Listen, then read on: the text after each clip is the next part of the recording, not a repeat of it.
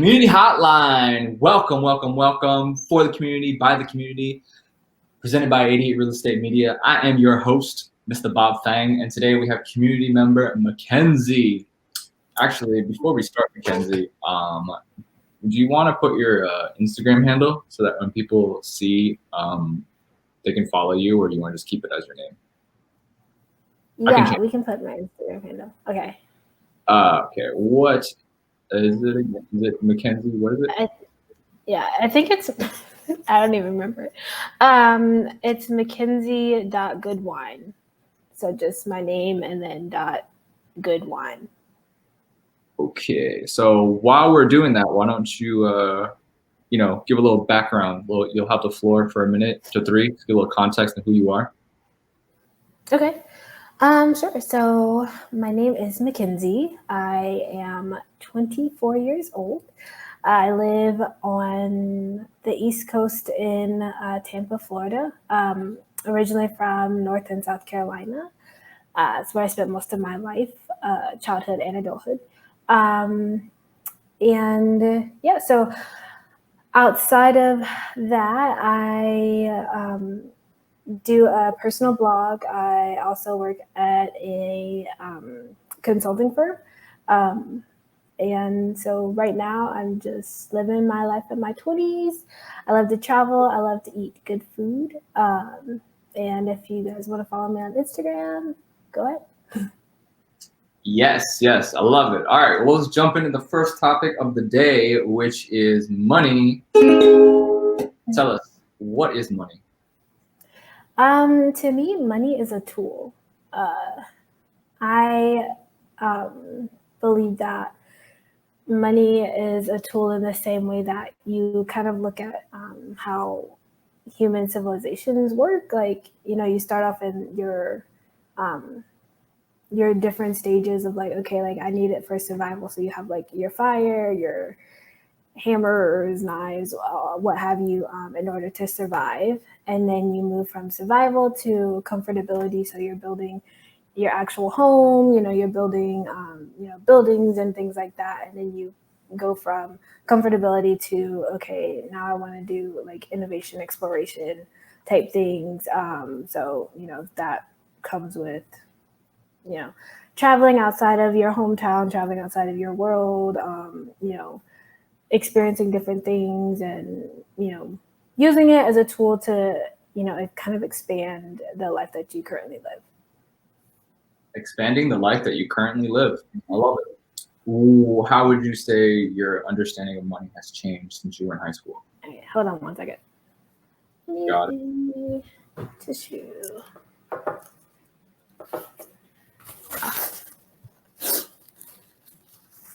Sorry. Okay, no worries. Okay. How has my idea of money changed? It hasn't really, it hasn't really changed that much. I've always been an independent person and wanted to have things for myself. So even like growing up, like I never was the child to like ask my parents for money or like feel the need to do that. So like I felt like, okay, if I needed money, I would, babysit or like I would do chores or, eventually once I got into college, get a job and work for money so I don't have to ask my parents for money or ask anyone for money. And then even now, like I feel the same way, looking up different ways that I can make additional income outside of like my 9-to-5 job and stuff like that. The only thing that I would say has changed about money is how fast it goes and like the importance of like kind of like really actually paying attention to like what you're spending it on from high school to now. Because I feel like money goes so fast when you have so many responsibilities and you're adulting and, living out in the real world. Whereas, it was a lot easier to save up in high school because you don't have that much stuff that you're spending it on. That you actually have to spend your money on. Like it's a choice for you to spend your money on things that you want to buy, but it's not really a choice for you to spend your money on rent or, your car payment or anything, like things that you have to in order to live your everyday life. So. Exactly. Okay. What did you how did you handle money in high school then? What did you spend your money on? Food. And that's pretty much it. Food and traveling. It was, so I pretty much spent my money on food, or I had 2 trips outside the country that I participated in. One was to Costa Rica, and then the other one was to Peru. So like any extra money that I had went to that, outside of like people donating me, like giving me money and stuff like that, like family members and friends and stuff. So like food and travel and like experiences. And then other than that, like I spent it on probably my siblings, like Okay. my little brother. That's probably it. That's why it's always amazing having an older sister. Yeah, but not anymore. He's old enough to have his own job now, so I don't know. He asked you for money. You still give it to him, right? Yeah, if he needs it. I mean, I'm willing to give anybody close to me that needs it, I'm willing to give. So. Okay, that's great. What a caring person. All right, so you got any? What financial tips? What money tips would you have for high school kids? From the knowledge that you know now, give them 2 tips on like something that they can do today. 2 tips. Have a savings. And by savings, I mean like a savings account that you don't touch, you don't look at until you need it. Something that's separate from your, regular checking account, if that's possible. Have that, because if you can see it, you will touch it and you will continuously pull out of it for, whatever that you want to spend it on. So have a savings, be strict about it. It's really easy to budget for the most part. You just have your expenses and what you actually have coming in, and then go from there, and then you'll know how much money you have and how much money you don't have. So that's tip number 1. And then tip number 2,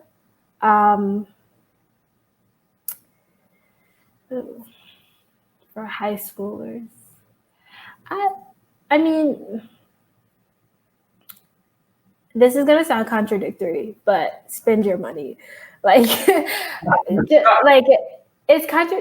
because your youth is very important, and it's even like this in college, because like sometimes people like get so caught up in like saving money and planning that like they forget to like actually live and experience,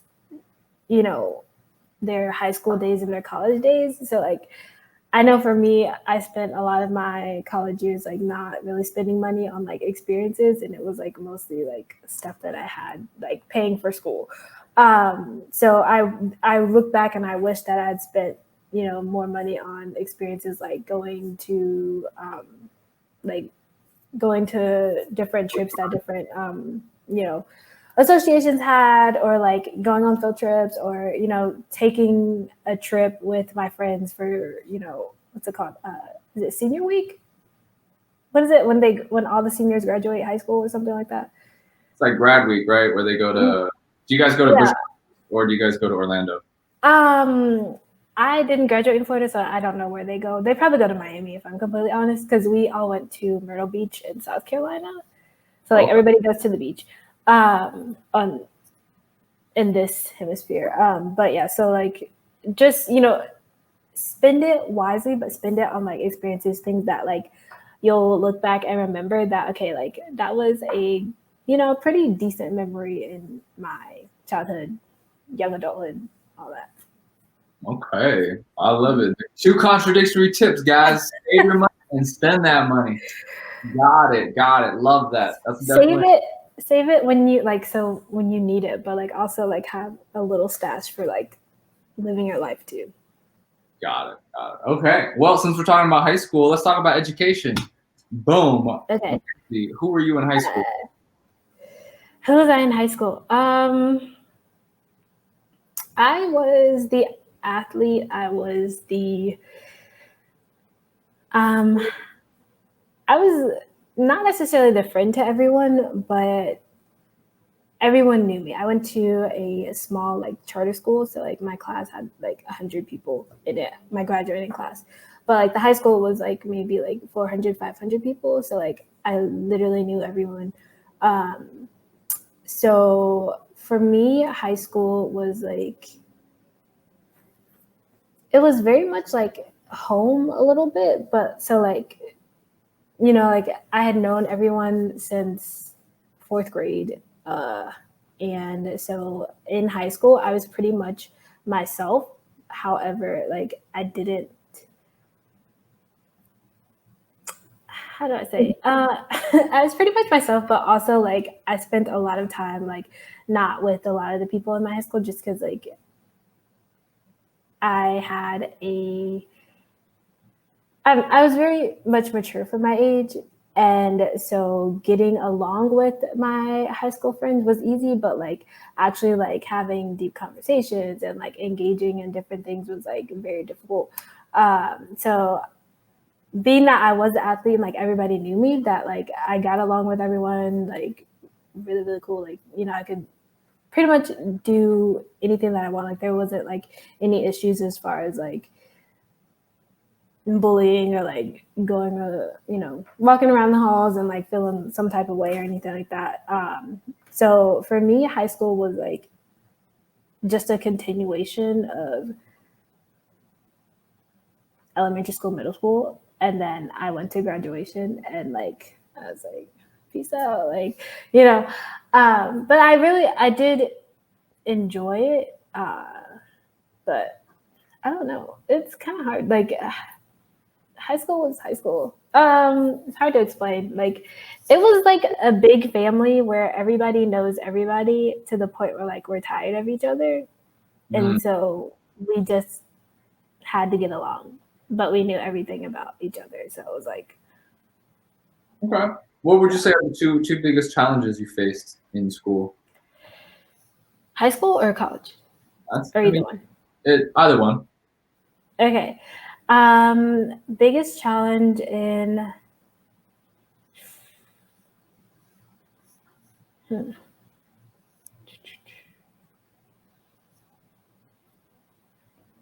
okay, I'll do a biggest challenge and I'll do a biggest challenge in high school. Biggest challenge in high school was literally thinking about my future, because like I said, I went to a charter school, so it was very big on like college prep, and I went into like my junior and senior year not really knowing what I wanted to do.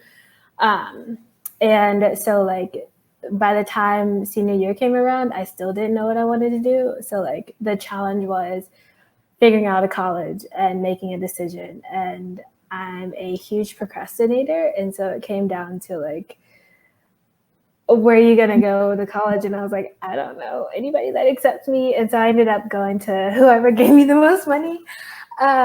Just because like I was like, you know what, I'm just going to make a decision based off that and not really based off of like what I wanted to do, which I don't regret that decision anyways, just because like it shaped me as a person. But that was my biggest thing, is like trying to figure out who I wanted to be before I even knew, as far as like education goes and careers go.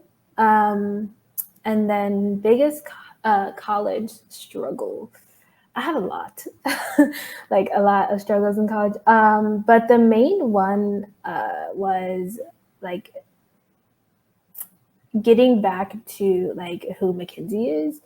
And so really like, I feel like when I went to college, I had like, it was like everything was like stripped away because you're like thrown into this environment where you're around all these people that you don't know. Like I said, I came from a small school. Right. Like I'd been around the same people for like years. So going into another environment where I'm living with these people that like I don't know, that, you know, some of them don't like me, I don't like them, you know, but it's like I'm forced to like be around them.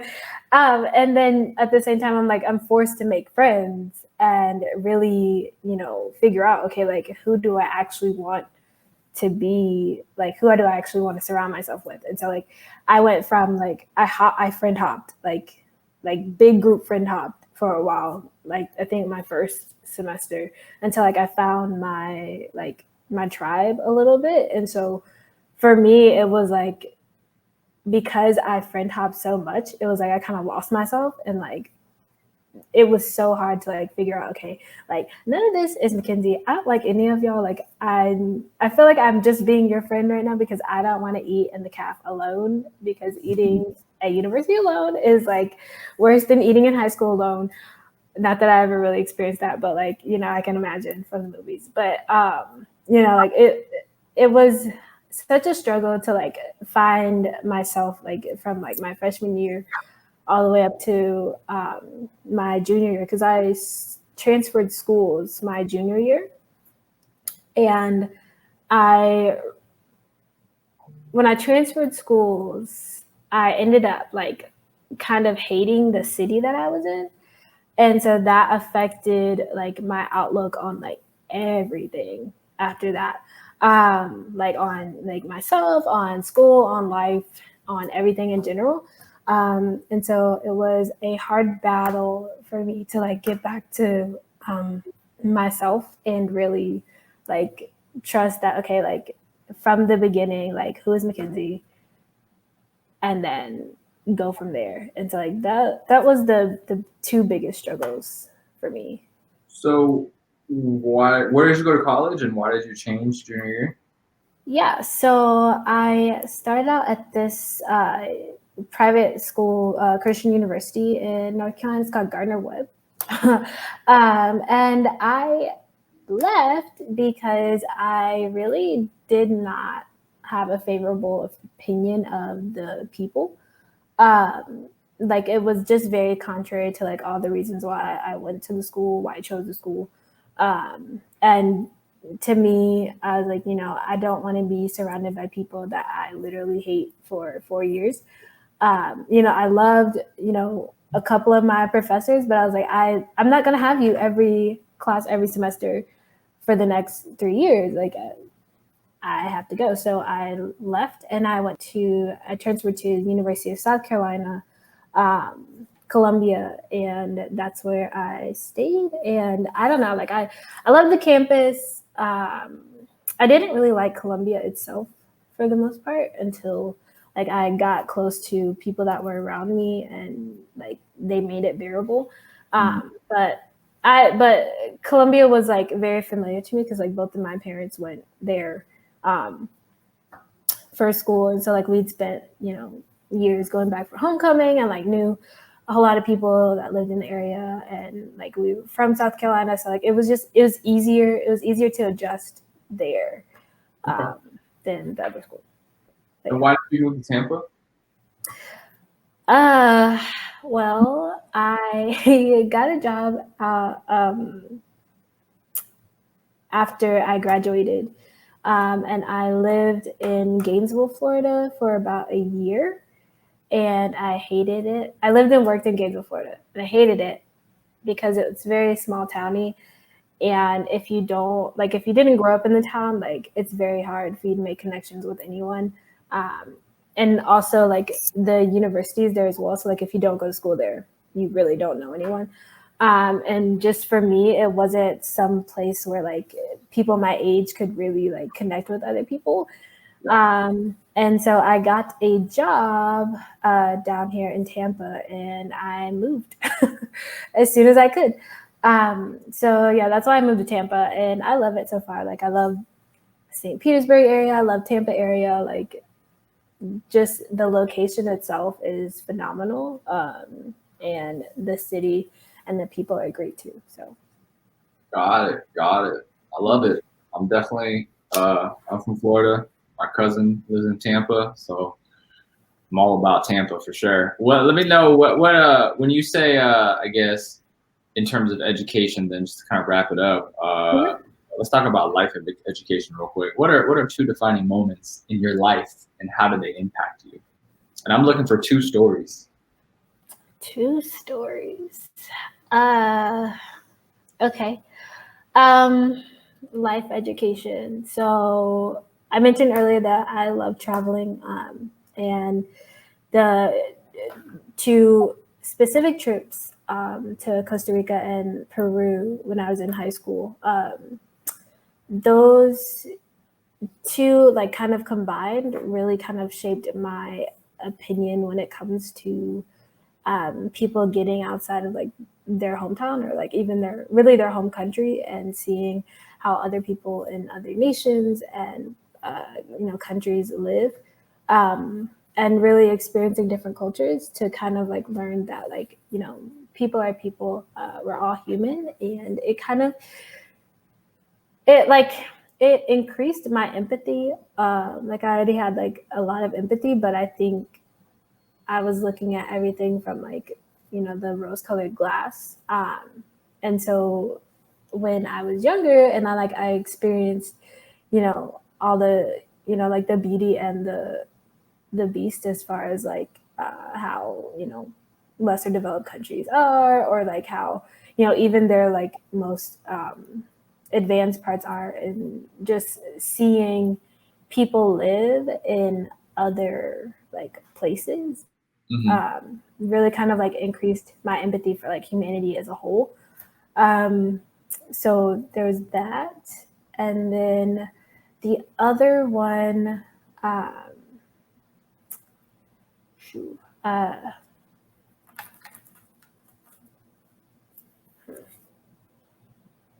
gonna go more recent. So like in the last few years,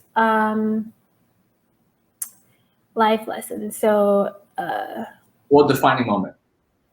Defining moment. So defining moment when I before I decided to move to Tampa. So I was working a job that that I didn't necessarily like see myself doing for like the next how many ever years. But I had a really strong connection with like my manager and the people that I worked with, and I really didn't want to leave for the people specifically. However, I needed to leave for like myself, literally for like my health. It was making me sick. Like just everything that could go wrong was going wrong. And I was kind of like in denial about like making a decision to quit. So I think it got to the point where like I really just had to like look at myself and like really think like, okay, like you can't sacrifice yourself for other people, for the sake of other people, and for the sake of other entities that have not necessarily nothing, but like that literally cannot live your life for you.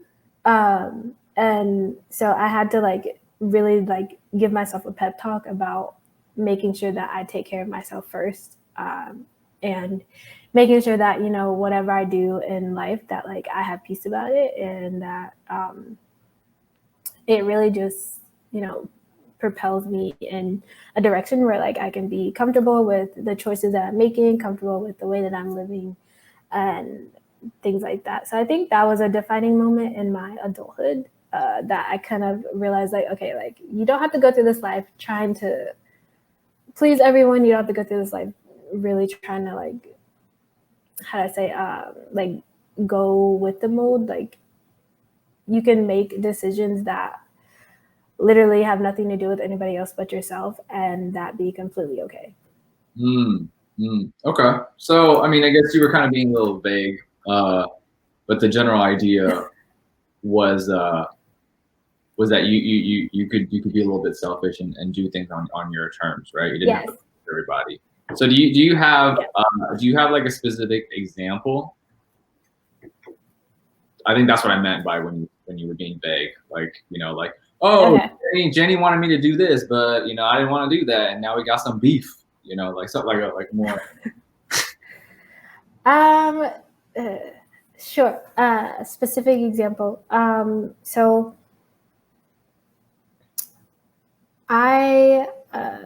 there was a situation at my job where there was an altercation, not with myself, but it was an altercation between an employee and one of my bosses, and it just really framed like my opinion of everyone at the job as a whole, but really just like my boss, because like to me, I've always valued like professionalism and valued like how, like, if you're in a position of authority, like there's a standard to like how you should act, like point blank period. Like it's just a standard. And so that happened, and I felt like it was wrong, but then everybody went and started acting like nothing happened. And like they kind of like brushed it under the rug and didn't pay any attention. And you know, it was like weeks had gone by and nothing ever happened, as far as like any reconciliation or like, you know, anybody talking about it. And like it's a small company, so it's like everybody knows what happened. We were all there, like, you know. So what happened?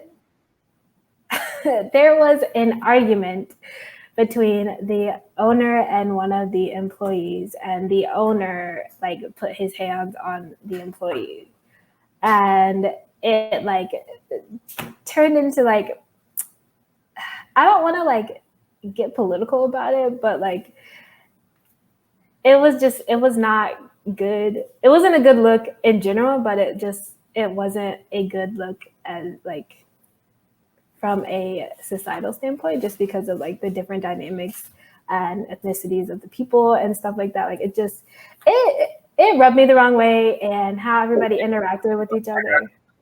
Yes. So it just, the whole thing was wrong. I'm just gonna leave it at that. And like so after that happened, I tried like talking to like my manager about it and like getting her idea on what was going on, but she was just like, oh no. She like literally gave him a pass and said that because the employee said this, that, and the third, which to me, like, okay, he didn't say anything bad like that warrants anybody being shoved or pushed. Like, to me, I was like, but you put your hands on your employee. Like, people go to jail for that type of stuff. So like, it really just, it rubbed me the wrong way. And I didn't, like, I held it in for like a few weeks. And then like a month later, I just put in my 2 weeks notice, and I was like, hey, I have this opportunity to go work for my dream firm, and I'm going to take it. And like, it took me a long time to like actually put in my 2 weeks notice, because like I said, like, I really, like, I love the people, like my manager and like the people that I work with so much, like to the point where I was like, I can't leave, because I know how, you know, how much, like, I know what I bring to the table. I know how they depend on me. I know that, you know, I do a lot for them. And like, you know, I feel like if they don't have anyone right now. So like, I was like, well, maybe I shouldn't leave until they find someone. But I was like, if I don't go now, I'm never going to leave. And I was like, I literally cannot sit here for another year, another 6 months. It was literally like the hardest decision I've ever had to make, but I'm glad that I made it, and I'm in a better place, like mentally, physically, and emotionally, because like it was literally making me sick. Like, it was awful. Yes. All right. Well, thank you for spilling the tea on that. Let's move on to the last topic of the day, which is love. Tell us, what is love?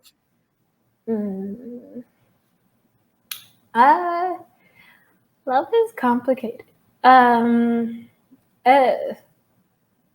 It's so complicated. Like, I think love is acceptance. Love is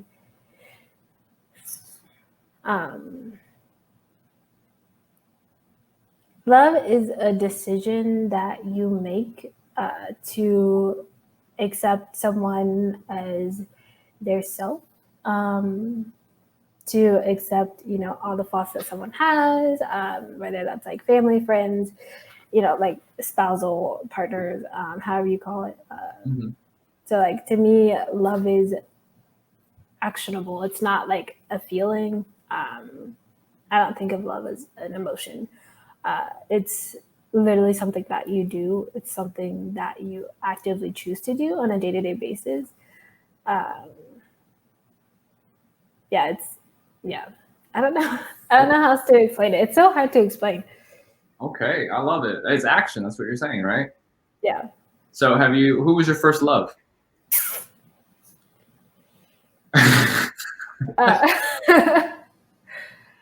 Uh, let's see. That's a hard question because as I've gotten older, I realized that a lot of my first loves weren't actually love. It was like infatuation.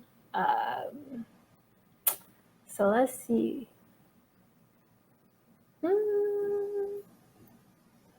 That many, huh?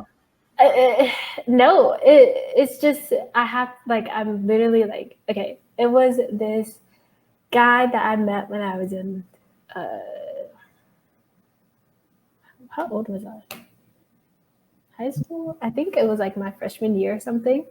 Oh, okay. And we were friends, um, and then like of course like little me develops emotions or whatever, and it like I thought they were reciprocated, but I don't know, like they weren't. They ended up not being like this whole like it was very very toxic in the form of like I was very much used for my emotional support and like the things that like I would do for him. Like I when I say I was willing to go like across the country for this now man, um at that point in time. So like I think that was my first, and like even now to like this day, like I have to pick and choose, like like we're still friends, but like I have to pick and choose like when I'm okay with like communicating with him, because like some days I'm like I can't, like it just brings out too many like negative energies and stuff like that. But Can you share? Can forgive you and share? forget. Can you share what happened? Because I feel like a lot of young women these days in high school who are kind of getting into the dating scene, and they can be manipulated and used. Just kind of, I guess, talking about, not saying you were manipulated, like, but that's what you said. Just kind of sharing your experiences so that they can kind of see like what to look out for. Yeah. So don't trust a man who is really quick to say I love you. First of all, I don't trust it. Because how? But anyways, like I don't trust that. And then I'll share. So I there was a situation where like he was like emotionally unstable. And this is where like a lot of the toxicity came into it, but like he was emotionally unstable. How old was he? So if anything, he was a few years older than me. So he was like, this was so long ago. I can't remember how old I was. How old are you when you're freshman, sophomore in high school? Like 16? Yeah, like 15, 16. 15, 16? Yeah. So he was like 2 years older than me. So he was probably like 17, 18. So he, like, we didn't like live in the same area or anything like that. Didn't go to the same school. So like, when I was at school, he was, doing whatever he was doing. Actually, you know what? I think he had to be 18 because he was out of school then. This is another thing. Don't date grown men when you're in high school. Don't do it. But anyways, so he was emotionally unstable. So like if anything happened, like, or like if I was like, this isn't working out or anything like that, like he would threaten to kill himself. Yeah, no, like no lie. And I'm over here like freaking out. And he had like other issues as well too, like familial issues. But there was this one instance that I remember that I got a call from his phone, but it ended up being like his girlfriend. And I was like, girlfriend? Fuck. And she, crazy. This is like, it was craziness. But so anyway, so like she was calling me to tell me that he had like just tried to like commit suicide. And like in my worrying about like his actual life, I like completely dismissed the whole like dismissal of like our relationship and everything, and like basically convinced myself that like my position was still there, like, and that like I was totally okay with the fact that like he had a whole another ass girlfriend. Excuse me, I just cursed. Sorry, he had a whole nother girlfriend on the side, and so like, but it was very like toxic. So like I was terrified to like ever end things with him because like I was like he's gonna kill himself. Like he had used that threat like so many times. Like I knew it. And then I ended up basically like I ended up getting a new phone, and like I still had the same number and everything, but nobody knew that. And I just like I ghosted for like a year. Like I completely like I cut off all ties with him for a good solid year, and I just like he ended up going to like he ended up going like into the military and like all this other stuff. So it was like I was like, all right, perfect. Like no communication. And like I just left it at that. Like I wouldn't answer anything. So that was yeah. Wild. Yeah. What did your mom say about this whole situation? Nothing. Because she doesn't know. Me and my mom didn't have like we weren't close growing up because I was a tomboy for like the most part of my life. So like I spent like all my time with my dad. Because like he was like my coach and like everything. So like growing up, like me and my mom were not like this. So like of course I'm not gonna tell my dad anything. Still don't tell him anything. But like me and my mom, we weren't that close. So she didn't know anything. She didn't know anything. So I didn't start like actually talking to her about like guys and stuff until I went to college. Okay. Is your relationship better with her now? Yeah, of course. No, a few like right before I went to college, we like had a heart to heart and like got closer and stuff, and it was good. So okay, why don't you tell your dad anything? Why like? Because like I don't know, like me and my dad, like we talk. Like I tell him most things, but like when it comes to like men and stuff, like I don't know, like I don't really ask him for advice. I'm like I don't really want to hear it. I don't know because I don't want him asking me questions. My parents, like once you open the door has literally been open, and so it's like they don't want to shut it when I don't want to start talking about. Like my mom has gotten better. Like if I tell her like okay, that's all I want to say at this point, like she'll stop asking me questions.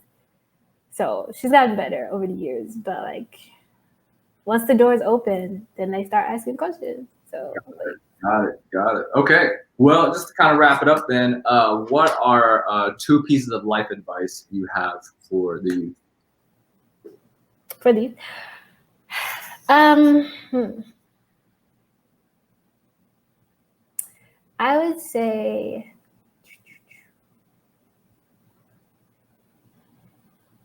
keep doing the things that made you happy when you were like a child, like elementary school. Because I feel like we get really caught up in society telling us like what we're supposed to do, what we should do, and like following all the rules and everything that we forget who we are in our core. And then somewhere down the line, some people earlier, some people have to go through like a midlife crisis, but they like literally end up turning back to like the things that gave them joy when they were like kids, whether that's like art or that's you know, inventing things or like different things that like really inspired them or like that they were really good at when they were kids or like things like that. Like,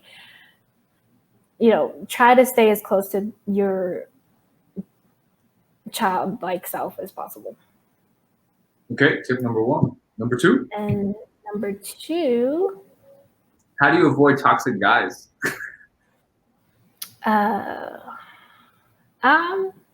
Honestly, if you find yourself making excuses early on, then it's already a no. Like, if you find yourself making concessions for someone, like within like the first few months, and say like, oh, it's okay. he probably did this, or she probably meant that, then it's an automatic no. Like, I feel like early on, whether someone is toxic, or like you can recognize red flags, unless they're like literally a sociopath. But the likelihood of that is slim. Or true sociopath. But some people are narcissistic, but a lot of people are narcissistic. But I think that if you find yourself making concessions for someone early on, that's usually a red flag that like it's not going to end well. And don't compromise. People say to compromise, but do not compromise. Compromise is not the way to go. Got it. Okay, I love that. All right. Well, do you have any last words that you want to say? Anything you want to get off your chest? Get out and vote if you're 18. Get out and vote. Do your research. Please do your research before you vote. Kanye 2020. No.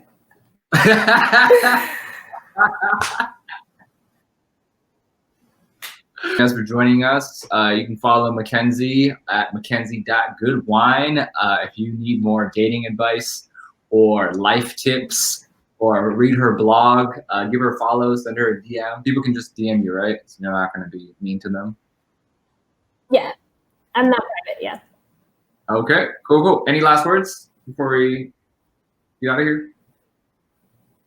Oh. No, this was fun. I enjoyed it. Thank you for having me on here.